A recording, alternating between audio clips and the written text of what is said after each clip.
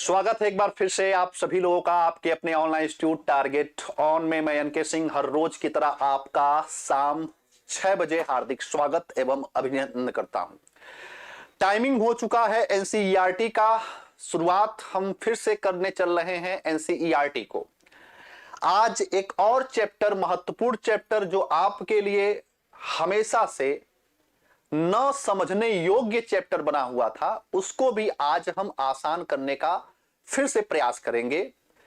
Topic का नाम है जीवों में श्वसन, यानी कि किस प्रकार से ऑर्गेनिज्म जो होते हैं, किस प्रकार के जो जीव होते हैं वो किस प्रकार से श्वसन करते हैं और ये श्वसन क्या होता है, रिस्पायरेशन क्या होता है, ये हम समझने की कोशिश करेंगे। क्लास 7th की एनसीईआरटी का चैप्टर 10 यानी कि कक्षा 7 का जो अध्याय 10 है उसके अंतर्गत जीवों का श्वसन का टॉपिक दिया गया है। तो आज हम रिस्पायरेशन को समझने की कोशिश करेंगे कि हम श्वसन क्यों करते हैं। कई ढेर सारे सवालों का उत्तर आज मिलेगा कि श्वसन हम क्यों करते हैं, श्वसन हम कैसे करते हैं, श्वसन हम कैसे करते हैं और साथ ही साथ क्या सभी जीवों में श्वसन का तरीका एक जैसा है या अलग अलग प्रकार का होता है।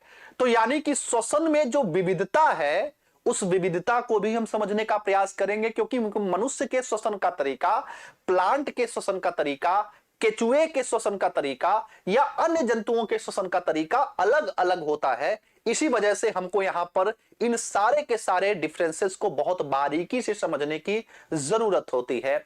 सभी लोगों को मेरी तरफ से गुड इवनिंग है। चंचल शर्मा, विशाल, नीतू, तमन्ना, अनिल तिवारी, जितेंद्र जी, चलिए बहुत बहुत धन्यवाद। अभिनव मिश्रा, नेहा मिश्रा, दीक्षित जी, रोमा, सभी लोगों का इस असीम प्यार के लिए बहुत बहुत धन्यवाद। आइए शुरुआत करते हैं। सबसे पहले हम आपसे ही पूछना प्रारंभ करेंगे कि हम श्वसन क्यों करते हैं। मैं टॉपिक पे भी आ रहा हूं। पहले अपने आप से हम ये सवाल पूछें कि हम श्वसन क्यों करते हैं या श्वसन क्या होता है, किसे हम रिस्पायरेशन कहेंगे। तो आप में से बहुत ढेर सारे लोग जवाब देंगे कि सर श्वास को लेना या वायु को ग्रहण करना यह श्वसन कहलाता है। नहीं, वायु को ग्रहण करना श्वसन नहीं कहलाता है। यह श्वसन के प्रक्रिया के अंतर्गत आने वाला एक चरण होता है। अब यहां से आप अपने उत्तर को ढूंढने का प्रयास करिए। अगर आप ये कह भी रहे हैं कि वायु को ग्रहण करना श्वसन है और मैं फिर से एक सवाल पूछूं आपसे कि वायु को आप क्यों ग्रहण कर रहे हैं, तो आप कहेंगे सर वायु को हम इस वजह से ग्रहण कर रहे हैं ताकि ऑक्सीजन ले सके। फिर से मैं आपसे एक सवाल पूछूं कि आप ऑक्सीजन को क्यों ग्रहण करते हैं, ऑक्सीजन को क्यों ग्रहण करते हैं, ऑक्सीजन करता क्या है। अब यहां से आपके प्रश्न का उत्तर मिल गया। ध्यान दीजिएगा, आप श्वसन या रिस्पायरेशन इस वजह से करते हैं क्योंकि श्वसन के दौरान आपके शरीर में प्रवेश कौन करता है, प्रवेश करता है ऑक्सीजन। प्रवेश कौन करता है, ऑक्सीजन। जब आप श्वसन की प्रक्रिया संपादित करते हैं तो आप क्या फेफड़े में प्रवेश कराते हैं या शरीर में, ऑक्सीजन। ये गांव वाला उत्तर मत दो कि जीवित रहने के लिए हम श्वसन करते हैं। श्वसन है क्या, आप समझो। श्वसन में आप ऑक्सीजन को क्या करते हो, ग्रहण करते हो। ठीक है, ऑक्सीजन क्यों जरूरी है, ऑक्सीजन इसलिए जरूरी है क्योंकि भोजन के दौरान जो आपके शरीर में ग्लूकोज इकट्ठा हुआ है, जो आपके शरीर में ग्लूकोज इकट्ठा हुआ है, जब तक ये ग्लूकोज टूटेगा नहीं, जब तक ये ग्लूकोज जलेगा नहीं, जब तक ये ग्लूकोज विखंडित नहीं होगा, तब तक ऊर्जा नहीं मिलेगी, तब तक ऊर्जा नहीं मिलेगी, यानी कि एटीपी नहीं मिलेगी। एटीपी को हम बोलते हैं एडिनोसिन ट्राइफॉस्फेट। विज्ञान में ऊर्जा को, एनर्जी को एटीपी के नाम से जाना जाता है या ऊर्जा को हम एडिनोसिन ट्राइफॉस्फेट के नाम से जानते हैं। अब ध्यान से मेरी बात सुनना। आपने भोजन किया, भोजन का पाचन हुआ और पाचन होने के पश्चात क्या बना, ग्लूकोज। जब तक ग्लूकोज टूटेगा नहीं तब तक ऊर्जा नहीं मिलेगी। ग्लूकोज टूटेगा कैसे, इस ऑक्सीजन की सहायता से। जब ये ऑक्सीजन कोशिका के अंदर प्रवेश करेगा तो यही ऑक्सीजन एक ऐसा घटक होता है जो ग्लूकोज को तोड़ता है। ऐसी दूसरी कोई गैस नहीं बनी है आज तक जो ग्लूकोज को जला सके, जो ग्लूकोज को विखंडित कर सके। बिना ऑक्सीजन के ग्लूकोज हमारा टूट नहीं सकता, हमारा ग्लूकोज ऑक्सीकरण नहीं हो सकता, हमारे ग्लूकोज का दहन नहीं हो सकता। और जब तक ग्लूकोज का दहन नहीं होगा तब तक ऊर्जा निकलेगी नहीं, और जब तक ऊर्जा नहीं निकलेगी हमारा शरीर कार्य नहीं करेगा। तो हमारे शरीर को कार्य कराने के लिए, हमारी कोशिकाओं को कार्य कराने के लिए ऊर्जा चाहिए। मैं आपको पढ़ा रहा हूं, आप पढ़ रहे हैं क्योंकि आपके शरीर में ऊर्जा है। और ऊर्जा क्यों है? क्योंकि आपके शरीर में ग्लूकोज और ऑक्सीजन है। जब तक ऑक्सीजन रहेगा तब तक ग्लूकोज टूटता रहेगा, और तब तक आपके शरीर को ऊर्जा मिलती रहेगी, और तब तक आप जिंदा रहेंगे। जिस दिन ऑक्सीजन समाप्त हो जाएगा वो ग्लूकोज को नहीं तोड़ेगा और ऊर्जा नहीं मिलेगी, और हम मृत हो जाएंगे, हम मर जाएंगे। तो जिंदा रहने के लिए तेरी कसम एक मुलाकात जरूरी है सनम, वो तो ठीक है, लेकिन जिंदा रहने के लिए ग्लूकोज का टूटना ऑक्सीजन की उपस्थिति में बहुत महत्वपूर्ण हो जाता है। बिना ऑक्सीजन के ग्लूकोज टूट नहीं सकता है। इसी वजह से याद रखना, श्वसन क्या है? श्वसन ग्लूकोज को तोड़ करके ऊर्जा प्राप्त करने की प्रक्रिया को श्वसन कहते हैं। फिर से मैं रिपीट कर दूं, ग्लूकोज को तोड़ करके ऊर्जा प्राप्त करने की प्रक्रिया जो होती है, इसी को हम क्या कहते हैं? इसी को हम श्वसन कहते हैं। आइए एनसीईआरटी पर, एनसीईआरटी क्या कहती है आइए समझने की हम कोशिश करते हैं। एनसीईआरटी में पहले भूमिका बनाने का प्रयास किया है। बूझो क्या होता है, उनके दादाजी आ रहे होते हैं ट्रेन से, और दादाजी से मिलने के लिए बूझो क्या करता है? दौड़ता हुआ जाता है प्लेटफॉर्म पर, और इतना तेजी से दौड़ता हुआ जाता है कि उसकी सांस फूलने लगती है। किसकी? बूझो की। मैंने कहा था बूझो और पहेली दो कैरेक्टर होते हैं एनसीईआरटी में। तो अब यहां पर उसके मस्तिष्क में एक प्रश्न आता है बूझो के। क्या प्रश्न क्या होता है कि आखिरकार ये श्वास हम क्यों लेते हैं? श्वास हम क्यों लेते हैं? ठीक है, तो याद रखना, अब यहां पे सवाल का उत्तर ढूंढने का प्रयास किया जाएगा। हम श्वसन क्यों करते हैं? अब यहां पर इस लाइन को ध्यान से पढ़िएगा। सभी जीव सूक्ष्म इकाइयों से बने होते हैं, जिन्हें हम क्या कहते हैं? जिन्हें हम कोशिकाएं कहते हैं। उन्हें हम क्या कहते हैं? कोशिकाएं। आप सभी ये बहुत बेहतर ढंग से पढ़े होंगे, आप सभी ये बेहतर ढंग से जानते होंगे कि हमारी जो बॉडी होती है, हमारी जो शरीर होती है, वह शरीर किससे मिलकर बनी होती है? हमारा शरीर अंगों से मिलकर बनी होती है, और अंग टिश्यू यानी कि ऊतक से मिलकर बने होते हैं, और टिश्यू कोशिकाओं से मिलकर बने होते हैं। यानी कि सभी जीवों के शरीर की जो सबसे छोटी इकाई है उसी को हम क्या कहते हैं? कोशिकाएं। यही लिखा गया है कि सभी जीव सूक्ष्म इकाइयों से बने होते हैं, जिन्हें हम क्या कहते हैं? जिन्हें हम कोशिका कहते हैं। इतनी बात आपको समझ में आ गया होगा। अब यहां पर लिखा गया है कोशिका क्या है, उसकी डिफिनीशन लिख दिया गया है बहुत बेहतरीन तरीके से। क्या? कि कोशिका जीव की सबसे छोटी संरचनात्मक और क्रियात्मक इकाई है। ये एनसीईआरटी ने लाइन लिखी है, हल्के में मत समझना इसको। इसने कहा है कि कोशिका जो होती है वो किसी भी जीव की एक संरचनात्मक और क्रियात्मक इकाई होती है। जैसे एक घर के निर्माण में ईंट उसकी संरचना में महत्वपूर्ण भूमिका निभाता है, घर की संरचना के लिए सर्वाधिक महत्वपूर्ण क्या होता है? ईंट। ठीक उसी प्रकार से किसी भी शरीर की संरचना में सबसे महत्वपूर्ण भूमिका कौन निभाता है? सबसे महत्वपूर्ण भूमिका निभाता है सेल यानी कि कोशिका। बिना कोशिका के किसी भी सजीव का निर्माण नहीं हो सकता है। तो वही कह रहा है कि संरचनात्मक और क्रियात्मक इकाई होती है। बहुत बढ़िया। जीव की प्रत्येक कोशिकाओं में पोषण, परिवहन और उत्सर्जन और जनन, ये सारे के सारे कार्य होते रहते हैं। इन कार्यों को करने के लिए कोशिका को क्या चाहिए? ऊर्जा चाहिए। क्या चाहिए? ऊर्जा चाहिए। अब कोशिका को चाहिए ऊर्जा, तो कोशिका को ऊर्जा कैसे मिलेगी? आप भोजन करेंगे, भोजन करेंगे, भोजन का पाचन होगा, पाचन होगा, क्या बनेगा? ग्लूकोज बनेगा। तो जब ग्लूकोज बन जाएगा तो ग्लूकोज को जलाने के लिए आप क्या करते हैं? ऑक्सीजन को ग्रहण करते हैं। वही चीज लिखा गया है। यहां तक कि हमें खाना खाने या सोने या पढ़ते समय भी ऊर्जा की आवश्यकता होती है। अब ध्यान से चीजों को समझिएगा। सभी जीवों को भोजन से ऊर्जा प्राप्त करने के लिए हमें क्या चाहिए? श्वसन की आवश्यकता होती है। इसी लाइन को पकड़ लीजिए सभी जीवों को भोजन से ऊर्जा प्राप्त करने के लिए क्या चाहिए, हमें श्वसन की प्रक्रिया से गुजरना पड़ेगा। बिना श्वसन के हमें ऊर्जा नहीं मिल सकती है, हमें एनर्जी नहीं मिल सकती है। अब ध्यान से मेरी बात को समझने का प्रयास करें। ऑर्गन से पहले टिश्यू। अच्छा, मैं देख लेता हूं मैंने क्या कुछ गलत लिखा है। नहीं, शरीर अंगों से मिलकर बना होता है, अंग जो होते हैं ऊतक से मिलकर बने होते हैं, ऊतक जो है कोशिकाओं से मिलकर बने होते हैं। सही है। अब ध्यान से मेरी बात समझना।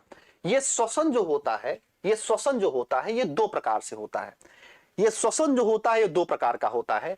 एक जो होता है जिसको हम बोलते हैं वायवीय, और एक होता है जिसको हम बोलते हैं अवायवीय। चलिए समझने की कोशिश करते हैं। अभी मैं इस पर आ रहा हूं, पहले इसको समझने का प्रयास करिएगा। देखिए, कोशिका के अंदर ये जो श्वसन होता है, कोशिका के अंदर ये जो श्वसन होता है ये दो प्रकार का होता है। कितने प्रकार का होता है? दो। एक पहला जो श्वसन होता है इसको हम बोलते हैं वायवीय, इसको हम बोलते हैं वायवीय श्वसन, वायवीय श्वसन, या इसी को एक और नाम से जानते हैं ऑक्सी श्वसन, या इसी को इंग्लिश में बोलते हैं एरोबिक रिस्पायरेशन। तो वायवीय या ऑक्सी या एरोबिक ये सारी बातें एक है। और दूसरा श्वसन होता है एनारोबिक, इसको हम बोलते हैं अवायवीय श्वसन, इसको हम बोलते हैं अवायवीय श्वसन, या इसी को हम बोलते हैं अनाक्सी श्वसन, अनाक्सी श्वसन। दोनों में क्या अंतर होता है ध्यान से समझना, पहले ध्यान से समझने का प्रयास करिएगा। ऑक्सी श्वसन और अनाक्सी श्वसन दो प्रकार के श्वसन होते हैं। ऐसा श्वसन जिसमें ऑक्सीजन महत्वपूर्ण होता है, यानी कि ऑक्सीजन प्रेजेंट होता है, ऑक्सीजन होता है, ऐसे श्वसन को हम ऑक्सी कहते हैं। और ऐसा श्वसन जिसमें ऑक्सीजन नहीं होता है, ऑक्सीजन नहीं पाया जाता, ऐसे श्वसन को हम अनाक्सी श्वसन कहते हैं। अब फिर से सारी कहानी को मैं जोड़ने का प्रयास करता हूं, ध्यान दीजिएगा। श्वसन हम किसे कहते हैं? कोशिकाओं में श्वसन कैसे होता है? ग्लूकोज को तोड़ना ही क्या कहलाता है? श्वसन। अब ग्लूकोज दो तरीके से टूट सकता है, एक ऑक्सीजन की उपस्थिति में टूट सकता है या ऑक्सीजन की अनुपस्थिति में टूट सकता है। अगर ऑक्सीजन की उपस्थिति में टूटेगा ग्लूकोज तो ऐसे श्वसन को एरोबिक कहते हैं, और अगर ऑक्सीजन के एब्सेंट में टूटेगा तो ऐसे श्वसन को हम एनारोबिक कहते हैं या अवायवीय कहते हैं या अनाक्सी श्वसन कहते हैं।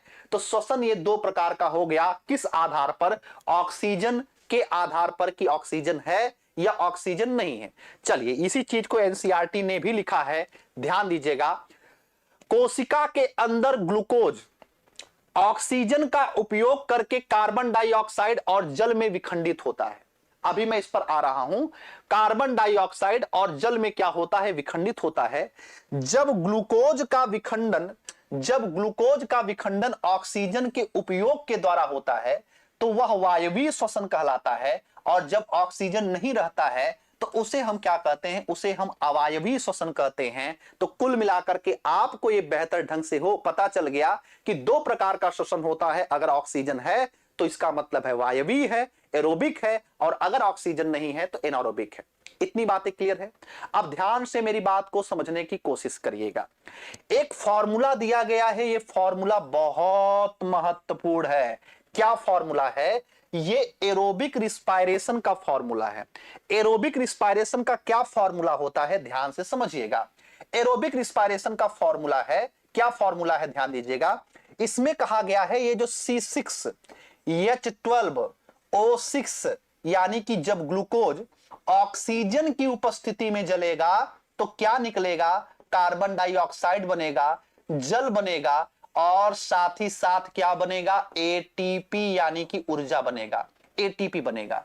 तो कुल मिलाकर के ये ऑक्सीजन कैसे और किस तरीके से ऊर्जा प्रदान करता है वो यहां पर लिखा गया है कि जब ऑक्सीजन ग्लूकोज को तोड़ता है तो कोशिका के अंदर कार्बन डाइऑक्साइड बनता है, जल बनता है, और याद रख लेना ऊर्जा निकलती है। इसी ऊर्जा की सहायता से हम कार्य करते हैं। अगर शरीर को एटीपी डायरेक्ट मिले तो श्वसन की जरूरत नहीं होगा क्या? बिल्कुल। अगर आपके शरीर को ऊर्जा मिल जाए, एटीपी डायरेक्ट मिल जाए, तो श्वसन की न जरूरत है न खाने की जरूरत है। अब ध्यान से समझो इस चीज को। हमको खाना क्यों चाहिए? क्योंकि ग्लूकोज चाहिए। अब ग्लूकोज चाहिए तो खाना खाना ही महत्वपूर्ण नहीं होता है। कोई व्यक्ति कोमा में होता है तो वो 6 साल तक कोमा में रहता है, उठकर खाता नहीं है। ग्लूकोज टांगते हैं और ड्रिप के माध्यम से ग्लूकोज उसके ब्लड में चढ़ा देते हैं, पूरे शरीर में ग्लूकोज की आपूर्ति हो गई, तो खाना खाने की जरूरत नहीं है। वैसे ही हमारे शरीर में अगर एटीपी कहीं से मिल जाए तो फिर हमें श्वसन की जरूरत नहीं है, फिर हमें रिस्पायरेशन की जरूरत नहीं है। तो ये फॉर्मूला याद रखना, ये फॉर्मूला याद रखना कि ये ऑक्सी श्वसन का फॉर्मूला होता है। चलिए अब ध्यान से कहानी को हम लेकर बढ़ते हैं आगे, ध्यान से कहानी को लेकर बढ़ते हैं आगे। जब ऑक्सीजन की अनुपस्थिति में ग्लूकोज टूटता है तो वो अल्कोहल और कार्बन डाइऑक्साइड में विखंडित होता है। मोस्ट इंपॉर्टेंट याद रखना, अगर ग्लूकोज ऑक्सीजन की अनुपस्थिति में टूटेगा तो वो अल्कोहल और कार्बन डाइऑक्साइड और ऊर्जा बनेगा। यानी कि कुल मिलाकर के यहां पर अगर एनारोबिक रिस्पायरेशन का अगर आप सूत्र या फॉर्मूला लिखना चाहते हैं तो आप कहेंगे, मैं इधर लिख दे रहा हूं कि अगर C6H12O6 अगर टूट रहा है, ऑक्सीजन नहीं है, तो याद रखना कार्बन डाइऑक्साइड में टूटेगा और किस में टूटेगा, अल्कोहल का निर्माण होगा, है ना। अल्कोहल C2H5OH का निर्माण होगा, C2H5OH का निर्माण होगा। ध्यान से देखना, अभी आपको मजा आ जाएगा। कार्बन डाइऑक्साइड और C2H5OH यानी कि अल्कोहल का निर्माण होगा और साथ ही साथ ऊर्जा निकलेगी, एटीपी निकलेगी। तो कुल मिलाकर के यहां पे मैं आपको समझाना चाहता हूं, अगर ऑक्सीजन नहीं रहेगा तो अल्कोहल और कार्बन डाइऑक्साइड बनेगा, और अगर ऑक्सीजन रहेगा तो कार्बन डाइऑक्साइड जल और एटीपी का क्या होगा, निर्माण होगा। इसी चीज को यहां पर लिखा गया है कि बिना ऑक्सीजन के अल्कोहल, कार्बन डाइऑक्साइड और क्या निकलेगा, ऊर्जा निकलेगी। इतनी बातें आपको समझ में आ गई होगी आपको अच्छे तरीके से, ठीक है। अब यहां पर एक ब्लॉक में एक चीज लिखी गई है, इसको ध्यान से समझिएगा कि ईस्ट क्या है, पहले समझ लो। ईस्ट एक प्रकार का कवक है या एक प्रकार का क्या होता है, फफूंद होता है। ये आपकी परीक्षा में कई बार सवाल पूछा गया है। इस चीज को ध्यान से, इत्मीनान से, रिलैक्स होकर खूब अच्छे तरीके से पढ़ लो। ईस्ट क्या है, एक कोशिकीय जीव है। पहली बात तो याद रखना, यूनिसेलुलर है, यानी कि उसमें एक कोशिका पाई जाती है। दूसरी बात याद रखना, ईस्ट जो होता है अवायवीय रूप से श्वसन करता है। अवायवी का मतलब क्या हो गया, इसमें ऑक्सीजन नहीं, ऑक्सीजन के अब्सेंट में ये ग्लूकोज को क्या करेगा, तोड़ेगा। और जब ऑक्सीजन के अब्सेंट में ये तोड़ेगा तो क्या बनाता है, वो अल्कोहल निर्मित करता है। और इसी अल्कोहल को आप क्या कहते हैं, इसी अल्कोहल के द्वारा शराब, वाइन और बियर बनाया जाता है। तो ये शराब या बियर या अचार या सिरका, ये सारी चीजें जो होती हैं हमेशा और हमेशा अवायवीय श्वसन में ही होती हैं, ऑक्सीजन के अब्सेंस में ही होती हैं। यहां पर उसने लिखा नहीं है, लेकिन मैं बता देता हूं, इस प्रक्रिया को हम क्या नाम देते हैं, इस प्रक्रिया को किण्वन कहा जाता है। किण्वन, इसी को इंग्लिश में हम क्या कहते हैं, फर्मेंटेशन कहते हैं। फर्मेंटेशन, किण्वन क्या होता है, फर्मेंटेशन क्या होता है, ऑक्सीजन की अनुपस्थिति में ग्लूकोज को तोड़ करके अल्कोहल निर्मित करना, ये किण्वन कहलाता है, फर्मेंटेशन कहलाता है। और फर्मेंटेशन की प्रक्रिया के द्वारा ही हमेशा याद रखना, ये सिरका का निर्माण होता है। ये जितने भी अचार बनते हैं ये इसी के द्वारा, दही जो होता है किण्वन के प्रोसेस के द्वारा बनता है, किण्वन के प्रोसेस के द्वारा बनता है। शराब, बियर, अचार, सिरका, ये सब के सब किण्वन के प्रक्रिया के द्वारा बनाए जाते हैं, याद रख लेना। और अगर पूछा जाए कि शराब के लिए या बियर के लिए कौन सा कवक जिम्मेदार होता है, तो उत्तर आप क्या करोगे, उत्तर आप करोगे यीस्ट।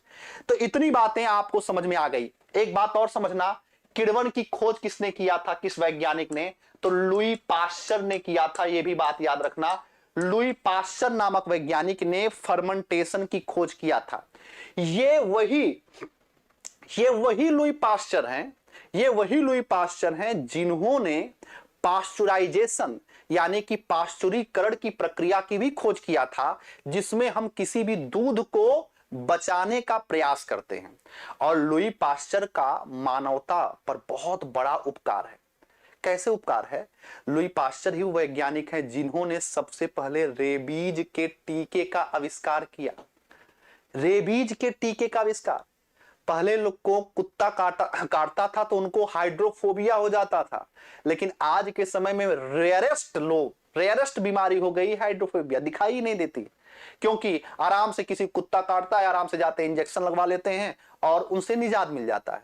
तो उस टीके का आविष्कार किसने किया था? उस टीके का आविष्कार याद रखना लुई पास्चर नामक वैज्ञानिक ने ही किया था। एंटी रेबीज वैक्सीनेशन की खोज जो है लुई पास्चर ने किया था, इसको भी आपको याद रखना। चलिए, यहां तक की कहानी आपको समझ में आ गई। अब यहां पर एक पॉइंट और लिखा गया है, हम कैसा श्वसन करते हैं? निश्चित रूप से हम ऑक्सीजन की उपस्थिति में ही श्वसन करते हैं, हम वायवीय श्वसन ही करते हैं, हम ऑक्सी श्वसन ही करते हैं या एरोबिक रिस्पायरेशन ही करते हैं। हमारे अंदर इतनी क्षमता थोड़ी ना है कवक के जैसा या जीवाणुओं के जैसा कि हम अनाक्सी श्वसन कर लें।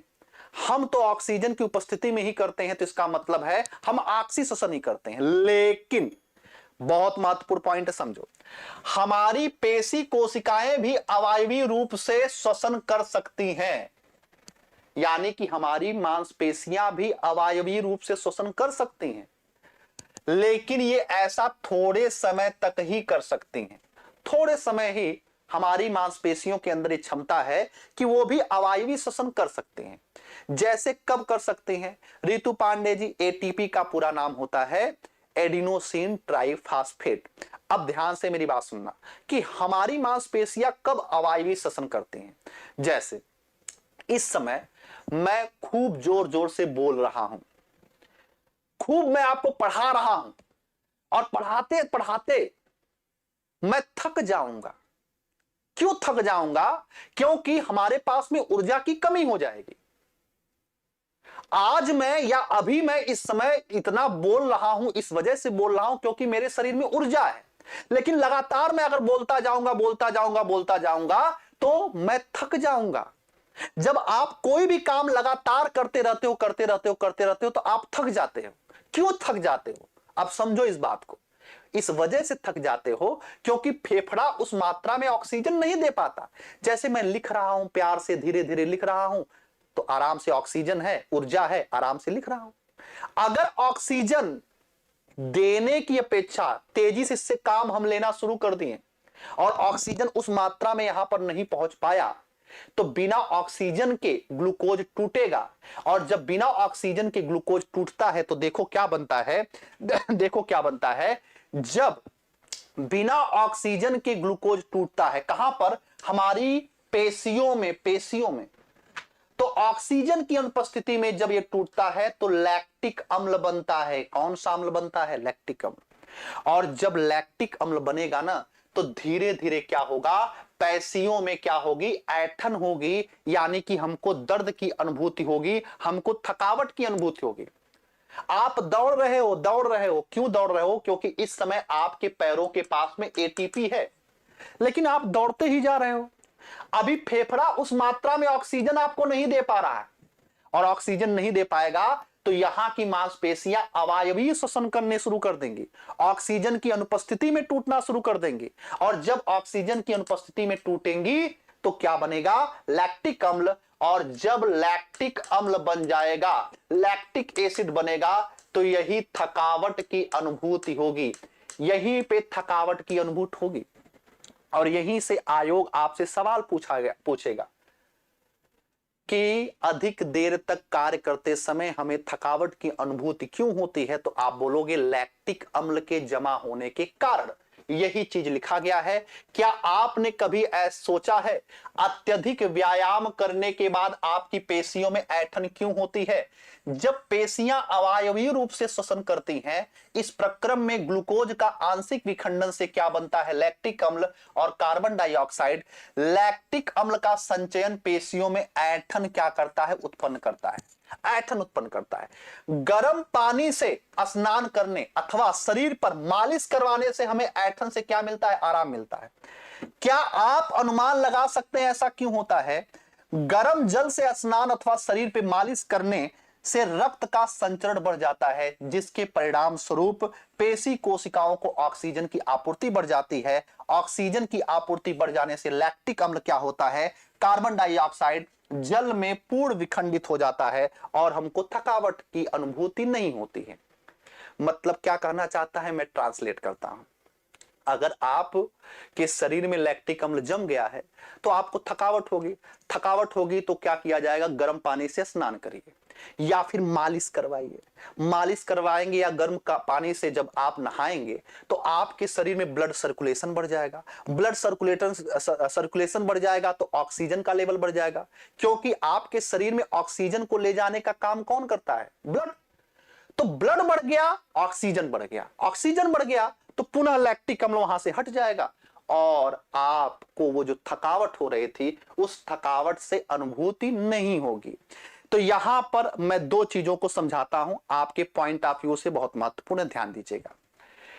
पहली बात, एक अम्ल होता है, मैं यहां पर लिख रहा हूं, एक अम्ल होता है, उस अम्ल का नाम होता है लैक्टिक अम्ल। लैक्टिक अम्ल, अगर लैक्टिक अम्ल जमा हुआ तो इससे थकावट होगी, और थकावट होगी जब आप आराम करेंगे या मालिश करवाएंगे या फिर अन्य चीजें करेंगे, गर्म पानी से नहाएंगे, फिर ठीक हो जाएगा। लेकिन अगर शरीर में यूरिक अम्ल इकट्ठा हो गया है, यूरिक अम्ल, तो यूरिक अम्ल इकट्ठा होने से गठिया होता है। यूरिक अम्ल इकट्ठा होने से क्या होता है, गठिया होता है, गाउट होता है। और याद रखना, ठीक है, याद रखना, अगर गाउट हो गया तो ये परमानेंट पेन करता है, ये ठीक नहीं होता है जल्दी। ये तो ठीक हो जाता है, आराम करेंगे ठीक हो जाएगा, लेकिन अगर यूरिक अम्ल इकट्ठा हो गया तो फिर याद रखना, यूरिक अम्ल के इकट्ठा होने से फिर हमारी मांसपेशियां या हमारे शरीर का दर्द वो परमानेंट बना रहेगा, वो ठीक नहीं होगा। सर जी, अवायवीय श्वसन से हमारे शरीर में ईस्ट की तरह अल्कोहल क्यों नहीं बनता है? ईस्ट एक बहुत ही एक कोशिकीय जीव होता है, लेकिन हम मल्टी सेलुलर ऑर्गेनिज्म हैं, इस वजह से उसकी अपेक्षा हम ग्लूकोज को ज्यादा तोड़ पाते हैं, और जब हम ग्लूकोज को ज्यादा तोड़ पाते हैं तो हमारे शरीर में अल्कोहल नहीं बनता, जबकि लैक्टिक अम्ल बनता है। चलिए, इतनी बातें आपको समझ में आ गई होंगी अच्छी तरीके से, इतनी बातें आपको खूब अच्छे तरीके से समझ में आ गई होंगी। अतः अब आप यह जान गए होंगे कि आप बिना सांस लिए अधिक देर तक जीवित नहीं रह सकते हैं। चलिए, अब यहां पर ध्यान समझना, श्वसन या सांस लेने का अर्थ है ऑक्सीजन से समृद्ध वायु को अंदर खींचना या ग्रहण करना, और कार्बन डाइऑक्साइड से समृद्ध वायु को क्या करना, बाहर निकालना। यहां पे मैं कुछ चीजों को आपको समझाने की कोशिश कर रहा हूं, ध्यान दीजिएगा। आता हूं स्लाइड पे, और पहले आपको मैं थोड़ा सा बनाता हूं आसान, ठीक है। देखिए, जो आपका रिस्पिरेटरी सिस्टम होता है, अभी चित्र आएगा, लेकिन पहले मैं गरीबों वाला चित्र बना देता हूं ताकि आपके लिए बहुत आसानी रहे चीजों को समझने में। देखिए, ये बेसिकली क्या है, ये हमारा रिस्पिरेटरी सिस्टम है, ये हमारा फेफड़ा है, लंग्स। ये हमारे शरीर में क्या है, लंग्स है। और ये दोनों लंग्स जो होते हैं, फेफड़े जो होते हैं, वो जिस संरचना से जुड़े होते हैं उस संरचना को हम क्या कहते हैं, उस संरचना को हम डायाफ्राम कहते हैं। ये संरचना है, इसको हम क्या कहते हैं, डायाफ्राम। इसको हम कहते हैं डायाफ्राम। ये दोनों हमारे फेफड़े हैं। अब ध्यान से मेरी बात को समझना, सबसे पहले बाहर क्या है, वायु है। ध्यान से समझना, क्योंकि सवाल कई बार पूछा गया है, वायु। और वायु क्या होता है, वायु विभिन्न गैसों का क्या होता है, मिश्रण होता है। मिश्रण मैं क्यों कह रहा हूं, क्योंकि इस वायु में नाइट्रोजन सबसे ज्यादा है 78%, फिर 21% क्या है, ऑक्सीजन है, फिर क्या है 0.03% क्या है, कार्बन डाइऑक्साइड है, या अन्य गैसें भी हैं, अन्य गैसें भी। हमारी कोशिका को, ये हमारा सेल है, हमारी कोशिका का ये जो ग्लूकोज है, ये ग्लूकोज केवल और केवल किसका वेट कर रहा है, ऑक्सीजन का, कि तुम कब आओगे। ये केवल और केवल चाहता है कि ये जो वायु में ऑक्सीजन है वो इस कोशिका के पास में पहुंच जाए, क्योंकि अगर ये ऑक्सीजन इस कोशिका के पास में पहुंच जाएगा तो ग्लूकोज टूट जाएगा, और ग्लूकोज टूट जाएगा तो ऊर्जा निकलेगी, और ऊर्जा निकलेगी तो हमारी कोशिका कार्य करना प्रारंभ कर देगी।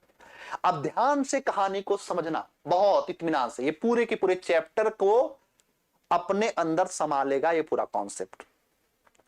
तो सबसे पहले आप क्या करेंगे, आप याद रखना, ऑक्सीजन को ग्रहण नहीं करते हैं, आप वायु को ग्रहण करते हैं। आप वायु को ग्रहण करते हैं।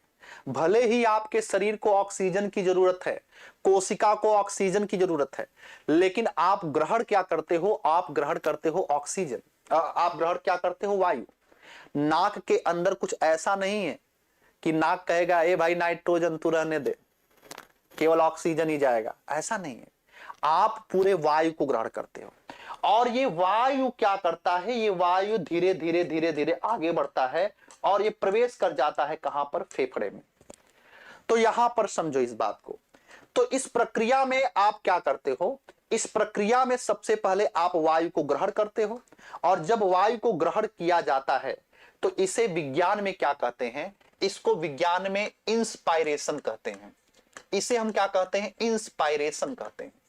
हिंदी में इसको निःश्वसन कहते हैं। निःश्वसन, श्वास को लेना इंस्पायरेशन, और जब श्वास को आप छोड़ते हैं, जब आप श्वास को क्या करते हैं? छोड़ते हैं, तो श्वास को जो छोड़ना होता है इसे कहा जाता है एक्सपायरेशन।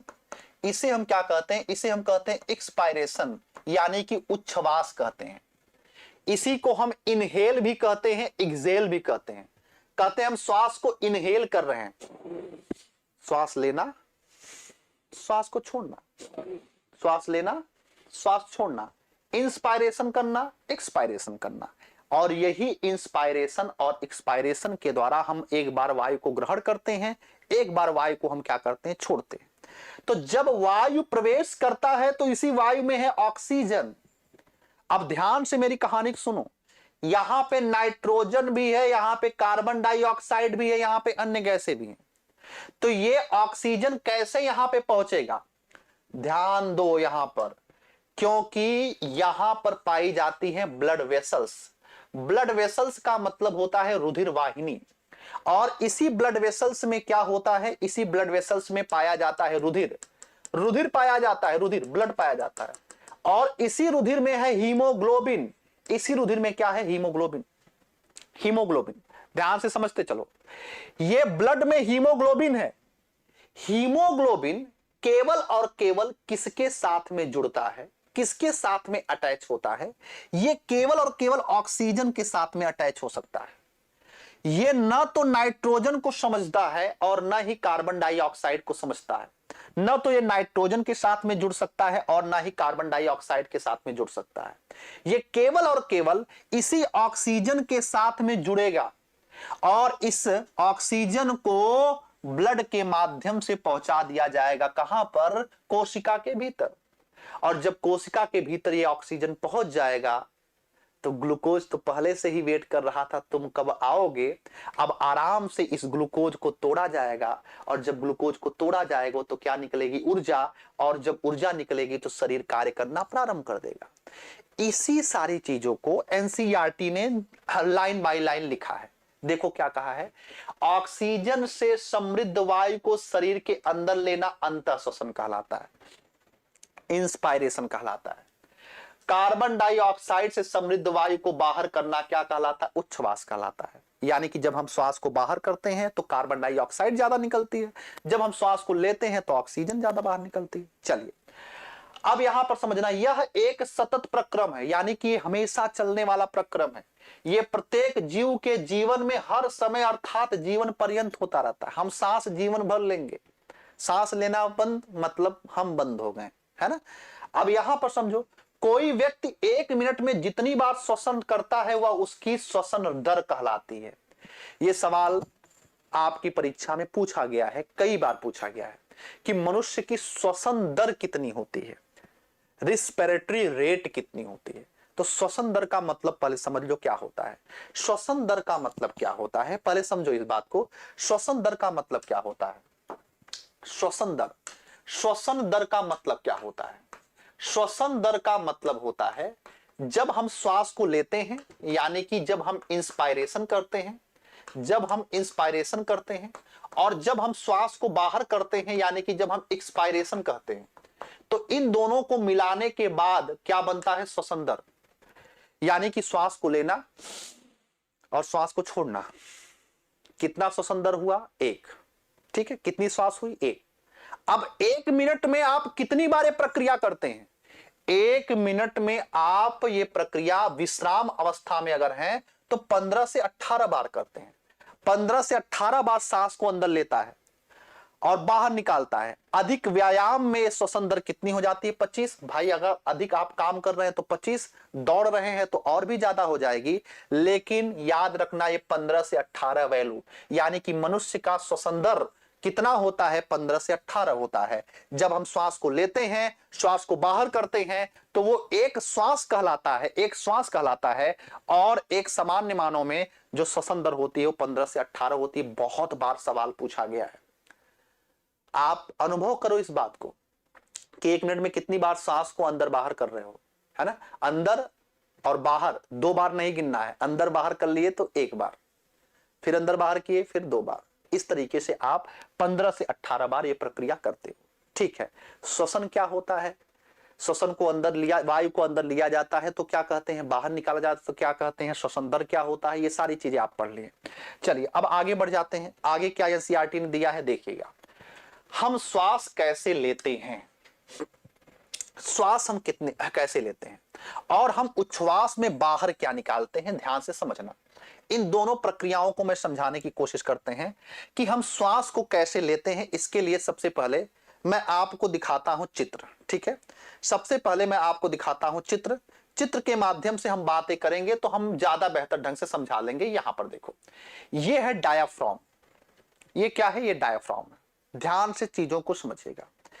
डायाफ्राम जब ऊपर जाता है, समझो इस बात को, डायाफ्राम क्या? जब ऊपर जाता है। तो डायाफ्राम जब ऊपर जाएगा तो फेफड़े का आयतन क्या हो जाएगा? कम हो जाएगा। फेफड़े का आयतन कम, फेफड़े का आयतन क्या होगा? कम होगा। कब? जब डायाफ्राम ऊपर जाएगा। ध्यान से सुनना, डायाफ्राम ऊपर जाने पर ये आयतन क्या हो जाएगा? कम। और जब आयतन कम हो जाएगा तो ये वायु क्या होगी? बाहर जाएगी। और जब डायाफ्राम नीचे आएगा, अभी मैं समझा रहा हूं लॉजिकली, जब डायाफ्राम क्या होगा? जब डायाफ्राम नीचे आएगा, नीचे आएगा तो फेफड़े का आयतन क्या होगा? आयतन बढ़ जाएगा। और जब आयतन बढ़ जाएगा तो याद रखना वायु क्या होगी? वायु जब नीचे जाएगा तो वायु क्या हो जाएगी? वायु बाहर से क्या आएगी? अंदर आएगी। अब इसको इस तरीके से समझो। अब महसूस करो, ऐसे पेट पर हाथ रखो, देखो ध्यान से। जब आप श्वास लेते हो, देखो आपके उदर पर, पेट पर हाथ रखो, आपको खुद ही समझ में आएगा। तो आप फेफड़े को क्या कर रहे हो? ऊपर कर रहे हो। फेफड़े को आप क्या कर रहे हो? नीचे कर रहे हो। फेफड़े को ऊपर कर रहे हो, फेफड़े को नीचे कर रहे हो। तो जब आप श्वास ले रहे हो तो श्वास यानी कि इंस्पायरेशन कर रहे हो, तो इसका मतलब है फेफड़े को क्या कर रहे हो? आप ऊपर कर रहे हो। तो जब फेफड़े को ऊपर करोगे यानी कि तब जाकर के वायु अंदर जाएगी। और जब आप फेफड़े को नीचे करोगे, फेफड़ा नीचे कब होगा? जब डायफ्राम नीचे जाएगा। जब डायफ्राम नीचे जाएगा तब वायु क्या करेगी? वायु अंदर प्रवेश करेगी। बात समझ में आपको अच्छे तरीके से आ गई होगी। अब यही चीज यहां पर लिखा गया है। अब यहां पर एक चीज और समझो कि हम उच्छ्वास में बाहर क्या निकालते हैं। यानी कि जब आप वायु को बाहर करते हो तो आप क्या बाहर निकालते हो? ध्यान दो। अब इसको मैं पहले एक स्लाइड यहां पर मैं बना रहा हूं, फिर ये जो एनसीईआरटी ने स्लाइड बनाया है उस पर मैं बात करूंगा। ध्यान दीजिएगा, ध्यान से समझना, ये बहुत महत्वपूर्ण, ये जो मैं लिखने चल रहा हूं ये बहुत ज्यादा महत्वपूर्ण है। ध्यान समझना। जब आप निःश्वसन करते हैं, निःश्वसन, निःश्वसन का मतलब है जब आप वायु को अंदर करते हैं, और जब आप वायु को बाहर करते हैं यानी कि उच्छ्वास जब करते हैं या एक्सपायरेशन करते हैं, तो दोनों में देखो क्या अंतर है। दोनों में क्या अंतर है? 3 गैसों के विषय में यहां पर बात हम करेंगे। 3 गैसों के विषय में यहां पर हम बात करेंगे। ध्यान दीजिएगा खूब अच्छे तरीके से। एक तो आपको बात करना है नाइट्रोजन के विषय में, एक तो बात करना है कार्बन डाइऑक्साइड के विषय में, एक बात करना है ऑक्सीजन के विषय में। तो जब आप श्वास लेते हो तो नाइट्रोजन लगभग 78%, कार्बन डाइऑक्साइड लगभग 0.03% और ऑक्सीजन लगभग 21% आपके फेफड़े में जाता है। समझो फिर से, जब आप श्वास लेते हो तो लगभग 78% नाइट्रोजन और 0.03% कार्बन डाइऑक्साइड और लगभग 21%, ये लगभग में वैल्यू है, आपके शरीर में जाती है। जबकि जब आप बाहर करते हो तो जितना नाइट्रोजन आप लेते हो पूरा का पूरा नाइट्रोजन आप बाहर निकाल देते हो, और लगभग 4% आप कार्बन डाइऑक्साइड बाहर करते हो, और लगभग 17% आप ऑक्सीजन जो है बाहर कर देते हो। बहुत महत्वपूर्ण ये डेटा है, बहुत बार ये सवाल पूछा गया है आपकी परीक्षा में, और यही चीज यहां पर लिखा गया है। देखो, अंतः श्वसित वायु यानी कि ये निःश्वसन की मैं बात कर रहा हूं। देखो, आप जब ग्रहण करते हो फेफड़े में तो 21% ऑक्सीजन, यही तो मैंने लिखा है 21% ऑक्सीजन, और 0.04% कार्बन डाइऑक्साइड, जो मैंने 0.03% लिखा है, 4% लिखा है, लगभग में मैंने बताया ही है। और जब आप बाहर करते हो तो 16.4% ऑक्सीजन, मैंने लिखा है 4%। ठीक है, और याद रखना, सॉरी 17%, और कितना परसेंट कार्बन डाइऑक्साइड आप बाहर करते हैं, 4.4, और मैंने कितना लिखा है, 4%। तो याद रखो ये डेटा बहुत महत्वपूर्ण है। अब सवाल कैसे बनेगा, सवाल समझो कैसे बनेगा। सवाल आपसे पूछा जाएगा, ऐसी कौन सी गैस है। देखो, पहले मैं थोड़ा सा पानी पी लेता हूं, पानी पी लेता हूं, फिर मैं बोलता हूं।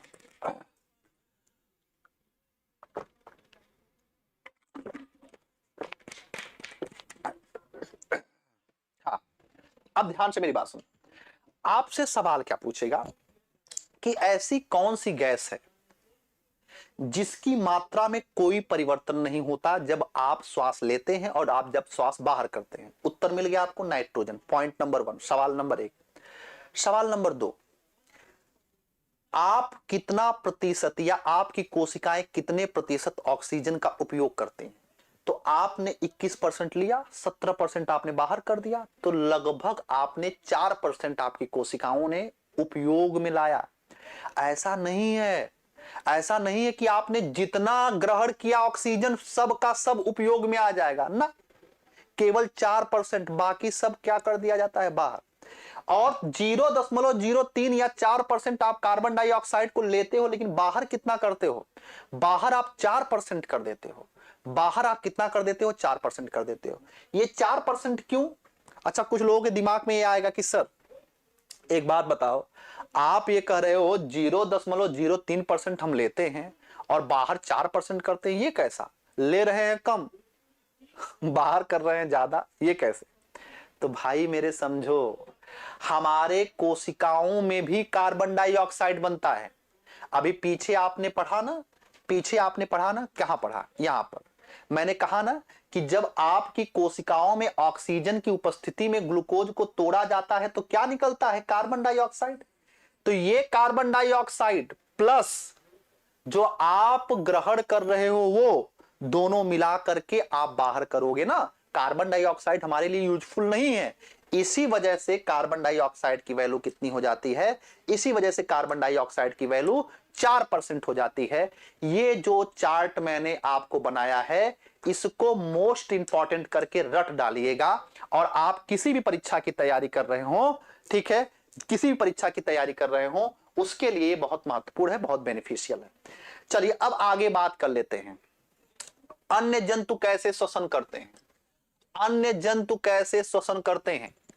हाथी, शेर, गाय, बकरी, मेढक, छिपकली, सांप और पक्षियों आदि जंतुओं की वक्ष गुहाओं में मनुष्य की भांति फेफड़े होते हैं। यानी कि चाहे से हाथी, शेर, गाय, बकरी, मेढक, छिपकली, सांप और पक्षी, इन सब में क्या होता है, फेफड़ा। ठीक है, तो ये फेफड़े से श्वसन करते हैं, ये लंग से श्वसन कर सकते हैं। लेकिन जीव कैसे श्वसन करते हैं, क्या इनके भी मनुष्य में फेफड़े जैसे होते हैं? आइए हम थोड़ा सा पता करते हैं। अब बूझो की समस्या देखो क्या है। बूझो ये कहता है कि ये बताओ, काकरोच पृथ्वी का सबसे भयानक प्राणी, सबसे डरावना प्राणी महिलाओं के लिए। काकरोच को देख करके बहुत ज्यादा डरती हैं।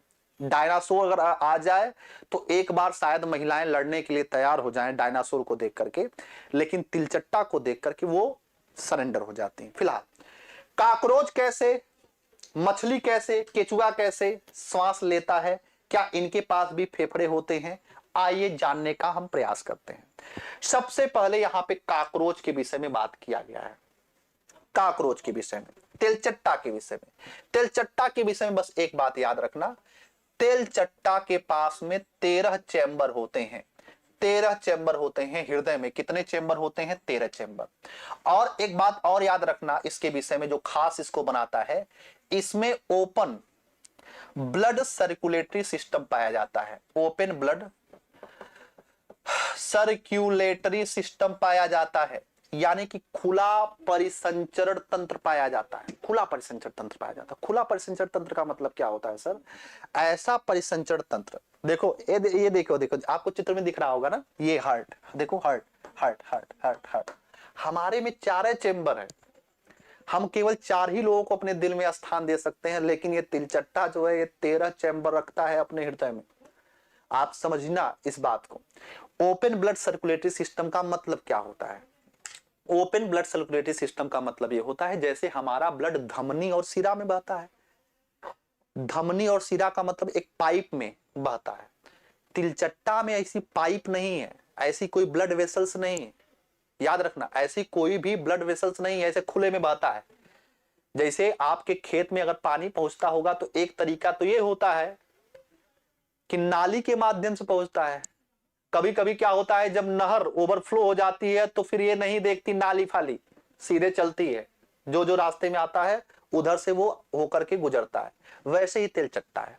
अब यहां पे तीसरी बात याद रखना, ये जो तिलचट्टा होता है, ठीक है, तिलचट्टा ये जो श्वास लेता है, ये श्वास कैसे लेता है? ये श्वास प्रणाल से लेता है। श्वास प्रणाल आपके लिए थोड़ी सी टफ हिंदी होगी, आप एक लाइन में याद रखना, इसके पास में ट्रैकिया होता है। क्या होता है? ट्रैकिया। मैं लिख दे रहा हूं, क्या होता है? ट्रैकिया। अगर आपसे पूछा जाए कि ये किससे सांस लेता है, तो ये ट्रैकिया से सांस लेता है। ट्रैकिया। जितने भी कीट होते हैं, याद रखना, जितने भी कीट होते हैं वो लगभग कीट जो होते हैं वो ट्रैकिया से सांस लेते हैं। जितने भी कीट होते हैं वो सारे के सारे कीट ट्रैकिया से सांस लेते हैं। Point number 1। और पॉइंट नंबर 2 याद रख लेना, ये जो कीट हैं ये आर्थ्रोपोडा संघ के प्राणी होते हैं। चलिए स्वाति सिंह जी, आप लगातार तारीफ कर रही हैं मेरी, इसके लिए बहुत बहुत धन्यवाद, हृदय से धन्यवाद आप सभी को। आप जैसे वो नो शरीर या कोशिका को ऊर्जा के लिए ऑक्सीजन चाहिए, ग्लूकोज चाहिए, हमारी ऊर्जा बस यही है कि आप जब 2 लाइन लिख देते हैं प्यार से, प्रेम से, तो वो मतलब क्या ही बताएं, फिर 1 घंटे की थकावट दूर हो जाती है मेरे लिए। अब चलिए, ये काकरोच की कहानी, 3 बातें याद रखना, ठीक है। काकरोच के विषय में 3 चीजें याद रखना बस। अब आते हैं केचुआ के विषय में, बात करते हैं। केचुआ, केचुआ के विषय में याद रखना कि एक केचुआ कैसे सांस लेता है। लिखा है, आपने पढ़ा था कि केचुए अपनी त्वचा से श्वसन करते हैं। त्वचा, त्वचा याद रखना, ये जो श्वसन करता है किससे श्वसन करता है? स्किन से। त्वचा स्पर्श करने पर आर्द्र और श्लेष्मिक प्रतीत होती है, इससे कि गैसों का आवागमन आसानी से हो जाता है। यद्यपि मेढक में मनुष्य की भांति फेफड़े होते हैं, यद्यपि मेढक में मनुष्य की भांति फेफड़े होते हैं, वे अपनी त्वचा से भी श्वसन करते हैं। मेढक जो होता है ना, गजब का प्राणी है। मैं मेढक के विषय में आपको बताता हूं, ठीक है। बहुत इंटरेस्टिंग फैक्ट मैं आपको बताता हूं, ध्यान समझिएगा। पहली बात तो मेढक का जो बायोलॉजिकल नेम है वो राना टिग्रिना है, पहला पॉइंट याद रखना। और ये मेढक जो होता है ना, इस एनसीईआरटी में लिखा है 2 से श्वसन करता है। एक तो एनसीईआरटी क्या कर रहा है, मनुष्य की भांति फेफड़ा है, यानी कि फेफड़ा से भी श्वसन करता है। और दूसरी बात याद रखना, ये अपनी त्वचा से भी संपर्क जो है, त्वचा से भी जो है श्वसन करता है। लेकिन एक तीसरी भी बात याद रखना, इसके पास गलफड़ा भी पाया जाता है, मछली की भांति। मछली की भांति इसके पास में गलफड़ा भी होता है। इन तीनों से श्वसन करता है, तीनों से। अब ये तीनों से श्वसन कब कब करता है समझो। फेफड़ा से कब श्वसन करता है? जब मेढक कूद करके जमीन पर रहता है, भाई उभयचर है ना, मिट्टी में भी पाया जाता है, और क्या होता है, पानी में भी पाया जाता है। तो जब ये जमीन पर रहता है तो किससे श्वसन करता है? फेफड़ा से, ठीक है। त्वचा से कब करता? अच्छा, पानी में जब रहता है तो किससे श्वसन करता है? गलफड़ा से। ये दोनों बातें आपको समझ में आ गई। ये समझो कि त्वचा से कब संपर्क करता है? त्वचा से। त्वचा से वो तब श्वसन करता है जब वो हाइबरनेशन के प्रोसेस में होता है। अब आपको यह समझ में आना चाहिए कि हाइबरनेशन क्या होता है। हाइबरनेशन। हाइबरनेशन का मतलब होता है शीत निद्रा। हाइबरनेशन का मतलब क्या होता है? शीत निद्रा। समझ लो यार, है ना, समझ लो। शीत निद्रा एक शब्द है। ये शीत निद्रा ठंडे रुधिर के प्राणियों में पाए जाते हैं। कोल्ड ब्लडेड एनिमल जो होते हैं, ठंडे रुधिर के जो प्राणी होते हैं, उनमें ये पाए जाते हैं शीत निद्रा। इसी को हम बोलते हैं क्या? Cold blooded animal. शीत निद्रा क्या होती है? देखो, दो प्रकार के जीव होते हैं। एक गर्म रुधिर के प्राणी, देखो, एक होता है गर्म रुधिर के प्राणी, एक होते हैं गर्म रुधिर के प्राणी, गर्म रुधिर के प्राणी, और एक होते हैं शीत रुधिर के प्राणी या ठंडे रुधिर के प्राणी। दोनों में बेसिक अंतर क्या होता है समझो। ये जो गर्म रुधिर के प्राणी होते हैं, इनका तापमान या इनके रुधिर का तापमान, इनका तापमान क्या होता है? इनका तापमान बदलता नहीं है। इनका तापमान बदलता नहीं है। इनका तापमान या ब्लड का तापमान हमेशा एक जैसा रहता है। जैसे हमारे खून का जो तापमान है ना, वो वही रहेगा। ऐसा नहीं है कि हम पहुंच जाएंगे रेगिस्तान में, राजस्थान में, तो हमारा खून उबलने लगेगा। गर्मी आएगी तो खून उबलेगा हमारा। या फिर हम लेह लद्दाख में चले जाएं या सियाचिन में चले जाएं, तो हमारे ब्लड का टेम्परेचर ऐसा नहीं है कि वो रुधिर हमारा जम जाता है। ऐसा होता है क्या? नहीं होता है। पानी जम जाएगा लेकिन रुधिर नहीं जमता है। पानी खौल जाएगा लेकिन रुधिर नहीं खौलेगा। हमारे ब्लड का एक अपना निश्चित तापमान होता है, वो कभी भी घटता बढ़ता नहीं है। तो ऐसे जीव जिनके शरीर का तापमान बदलता नहीं है, ऐसे को हम गर्म रुधिर के प्राणी कहते हैं, यानी कि वार्म ब्लडेड एनिमल कहते हैं। बात समझ में आ गई? लेकिन शीत रुधिर के जो प्राणी होते हैं ना, जो कोल्ड ब्लडेड एनिमल होते हैं, उनके ब्लड का टेम्परेचर घटता बढ़ता रहता है, हमेशा फ्लक्चुएट होगा। जैसे मेढक, सांप, मच्छर। मेढक, सांप, मच्छर को कभी ठंडियों में देखे हो? जब एकदम चिल्ड जो है, जब ठंडक होती है, तो उस समय आपने कभी सांप को नहीं देखा होगा। आपने कभी सांप को नहीं देखा होगा, सांप को नहीं देखा होगा, या मेढक को नहीं देखा होगा, या जब मच्छर को नहीं देखा होगा। क्यों? क्योंकि ये कोल्ड ब्लडेड एनिमल है। जब ठंडी होती है ना, तो इनका खून भी धीरे धीरे कम होने लगता है, जमने लगता है। अगर बाहर का तापमान 0 डिग्री सेल्सियस हो गया, तो इनके ब्लड का टेम्परेचर भी 0 डिग्री सेल्सियस हो जाएगा, जम जाएगा खून, मारे जाएंगे बेचारे। इसी वजह से सांप आपको ठंडियों में नहीं दिखाई देंगे, जो दिखाई भी देते हैं बेचारे मरे हुए दिखाई देते हैं। अगर जरा भी बाहर निकलने की हिमाकत ये किए तो पक्का है मारे जाएंगे, क्योंकि उस समय तापमान बहुत कम है। तो उस समय ये क्या करते हैं समझो। उस समय ये करते ये हैं कि ये सारे के सारे शीत निष्क्रियता की प्रक्रिया को अपनाते हैं। शीत निष्क्रियता या हाइबरनेशन क्या होता है? हाइबरनेशन में ये गड्ढा खोदते हैं और जमीन के अंदर घुस जाते हैं, और लगभग 3 महीने तक, जब तक ठंडक रहती है, तब तक वो उसी जमीन में अंदर मिट्टियों में दबे रहते हैं। और उस समय ये अपना जो श्वसन करते हैं, इसी समय की मैं बात कर रहा हूं, इस समय जो मेढक श्वसन करता है वो स्किन से करता है, त्वचा से करता है। और फिर होगी बरसात, और जैसे ही होगी बरसात, अब सही एनवायरनमेंट इनके लिए मिल गया। जब बरसात मिलेगी तब मेढक बाहर निकलेगा, और जब बाहर निकलेगा तो अपनी वो खुशी जाहिर करेगा, टर टर करते हुए अपनी खुशी जाहिर करेगा। एक इंटरेस्टिंग फैक्ट मैं आपको और बता देता हूं कि छिपकली भी इसी के अंतर्गत आती है। सृष्टि यादव जी, छिपकली भी शीत निष्क्रियता के ही अंतर्गत आती है। छिपकली भी नहीं दिखेगी आपको, है ना। घरों में इस वजह से दिख जाती है क्योंकि घरों का टेम्परेचर, घरों में जो टेम्परेचर होता है वो अपेक्षाकृत थोड़ा सा गर्म होता है बाहर के टेम्परेचर से, ठीक है।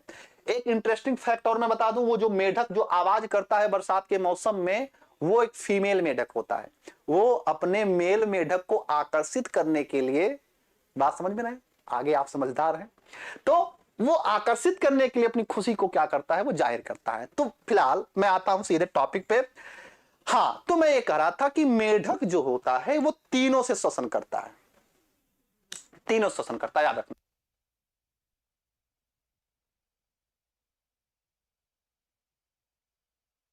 ठीक है, इतनी बातें आपको समझ में आ गई। अच्छा, अब यहां पर समझना कि जल में कैसे श्वसन होता है। जल में कैसे श्वसन होता है इसको समझो। जल में कैसे श्वसन होता है, ठीक है। जल में श्वसन क्लोम की सहायता से होता है। देखो जल में जो जीव पाए जाते हैं, चाहे वो जल में रहे, चाहे वो थल में रहे, चाहे आसमान में रहे, चाहे जैसे रहे, सबको ऑक्सीजन चाहिए, सबको ऑक्सीजन चाहिए ही चाहिए। तो जल में जो जीव होते हैं वो जल में घुली हुई ऑक्सीजन को लेते हैं। जो जल में होते हैं वो जल में घुली हुई ऑक्सीजन को लेते हैं। तो वो किसकी सहायता से लेते हैं? वो क्लोम की सहायता से लेते हैं। क्लोम की सहायता से। क्लोम क्या होता है देखिए, जैसे ये मछली है ना, मछली का ये क्लोम है, क्लोम। इसी जिसको आप गलफड़ा कहते हैं, गलफड़ा कहते हैं, इसी को हम क्या कहते हैं? इसी को हम क्लोम कहते हैं, ठीक है। तो मछलियां जो होती हैं वो क्लोम की सहायता से क्या करती हैं? श्वसन करती हैं। इस बात को याद रखना, ठीक है, इस बात को याद रखना। क्या पौधे भी श्वसन करते हैं? तो ये प्रीवियस लेक्चर में ही आपने पढ़ा है, ठीक है, आपने प्रीवियस लेक्चर में ही पढ़ा है कि या बिल्कुल पादप भी श्वसन करते हैं, प्लांट भी श्वसन करते हैं। और प्लांट कैसे श्वसन करते हैं? स्टोमेटा की सहायता से, रंध्र की सहायता से। आपने खूब बढ़िया से पढ़ा है, मैंने आपको बहुत जोर दे के कहा है। चलिए बहुत बहुत धन्यवाद राजेश जी, ठीक है। या आपको मैंने ये बहुत जोर दे के आपको समझाने की कोशिश किया है कि प्लांट भी हमारी तरह क्या करते हैं? ऑक्सीजन को लेते हैं, कार्बन डाइऑक्साइड को छोड़ते हैं। और ये प्रक्रिया वो किसकी सहायता से करते हैं? रंध्र की सहायता से, रंध्र की सहायता से, रंध्र की सहायता से करते हैं, स्टोमेटा की सहायता से करते हैं। ये रंध्र है, रंध्र स्टोमेटा, स्टोमेटा की सहायता से करते हैं, स्टोमेटा की सहायता से करते हैं। तो ये पूरी कहानी थी इस चैप्टर में, जो मैंने आपको खूब अच्छे तरीके से बताया। ये सारे के सारे शब्द से आप एक भी ऐसा शब्द नहीं है जिससे आप परिचित न हो। तो चलिए अब आते हैं पहले आज के सारांश पे। आज का सारांश क्या है? श्वसन सभी जीवों को जीवित रहने के लिए अनिवार्य है। यह जीव द्वारा लिए गए भोजन से ऊर्जा को मुक्त करता है। एक बात समझना, यह बहुत महत्वपूर्ण है, सारांश को बहुत ध्यान से पढ़ा करो। ऊर्जा मुक्त होती है श्वसन से। ऊर्जा जब भी मुक्त होगी तो वो ऊर्जा क्या पैदा करती है? ऊर्जा गर्माहट पैदा करती है। ऊर्जा क्या पैदा करती है? गर्माहट पैदा करती है। इसी वजह से हम जब श्वास लेते हैं ना, देखो गर्मी निकलती है ना। शरीर हमारा गर्म क्यों है? क्योंकि हम श्वसन करते हैं। जब व्यक्ति मर जाता है तो उसका शरीर ठंडा हो जाता है। जब व्यक्ति मर जाता है तो उसका शरीर कैसा हो जाता है? ठंडा हो जाता है। ठंडा क्यों हो जाता है? क्योंकि अब वो श्वसन नहीं कर पा रहा है, अब उसके शरीर में ऊर्जा का निर्माण नहीं हो रहा है। ये बात समझ में आ गई होगी, ठीक है। हम अंतः श्वसन द्वारा जो वायु शरीर के अंदर लेते हैं उसमें उपस्थित ऑक्सीजन का उपयोग ग्लूकोज को कार्बन डाइऑक्साइड और जल के विखंडन के लिए किया जाता है, ठीक है। ग्लूकोज का विखंडन जीव की कोशिकाओं में होता है, जिसे कोशिकीय श्वसन करते हैं। यानी कि कोशिका के अंदर, ठीक है, कोशिका के अंदर जब ग्लूकोज को तोड़ा जाता है और ऊर्जा निकाला जाता है तो उसे कोशिकीय श्वसन कहते हैं। यदि भोजन ऑक्सीजन के उपयोग द्वारा विखंडित होता है तो यह वायवीय श्वसन कहलाता है। यदि विखंडन में ऑक्सीजन की अनुपस्थिति होती है तो अवायवीय श्वसन। सब रट गया होगा हमें लगता है, जिस तरीके से मैंने पढ़ाया ना। ऑक्सीजन है तो ऑक्सी, ऑक्सीजन नहीं है तो अनाक्सी, एरोबिक, एनारोबिक, ठीक है। अच्छा प्रीति सिंह जी बहुत बहुत धन्यवाद। आप लोग जितने भी लोग हैं इतना प्यार भरे कमेंट्स कर रहे हैं, प्लीज वीडियो समाप्त होने के बाद आप सभी लोग कमेंट्स किया करिए, ठीक है। हाँ, अब ध्यान समझिएगा। अत्यधिक व्यायाम करते समय जब हमारी पेशी कोशिकाओं में ऑक्सीजन आपूर्ति अपर्याप्त होती है तब भोजन विखंडन अवायवीय श्वसन द्वारा होता है। जब हम व्यायाम करते हैं या अधिक देर तक काम करते हैं तो वही बात किया जा रहा है। सांस लेना श्वसन प्रक्रम का एक चरण है जिसमें जीव ऑक्सीजन समृद्ध वायु को क्या करता है? अंदर लेता है। कार्बन डाइऑक्साइड समृद्ध वायु को क्या करता है? बाहर करता है। गैसों की विनिमय के लिए विभिन्न जीवों में श्वसन अंग भिन्न भिन्न होते हैं। जैसे हमारे लिए क्या होते हैं? फेफड़े होते हैं, इस बात को याद रखना। शारीरिक सक्रियता के बढ़ने पर श्वसन दर बढ़ जाती है। यानी कि अगर हम तेज दौड़ेंगे तो याद रखना, तेज दौड़ेंगे तो हमारी प्रक्रिया भी क्या हो जाएगी? श्वसन देर जो है बढ़ जाएगी। गाय, भैंस, कुत्ते और बिल्ली जैसे जीवों में श्वसन अंग, श्वसन प्रक्रम मानव के समान ही होते हैं। ये गाय, बैल, कुत्ता, बिल्ली ये सब हमारे ही जैसे हैं, हमारे ही भाई बहन हैं। किस आधार पे? श्वसन के आधार पे। केचुए में गैसों का विनिमय उसकी आर्द्र त्वचा के माध्यम से, यानी कि केचुए में श्वसन त्वचा के माध्यम से होता है, इस बात को याद रखना। अच्छा, मछलियों में जो होता है वो किससे होता है? क्लोम से होता है, गलफड़ा से होता है। और कीटों में किसके माध्यम से होता है? ट्रैकिया के माध्यम से होता है। किसके माध्यम से होता है? ट्रैकिया के माध्यम से होता है।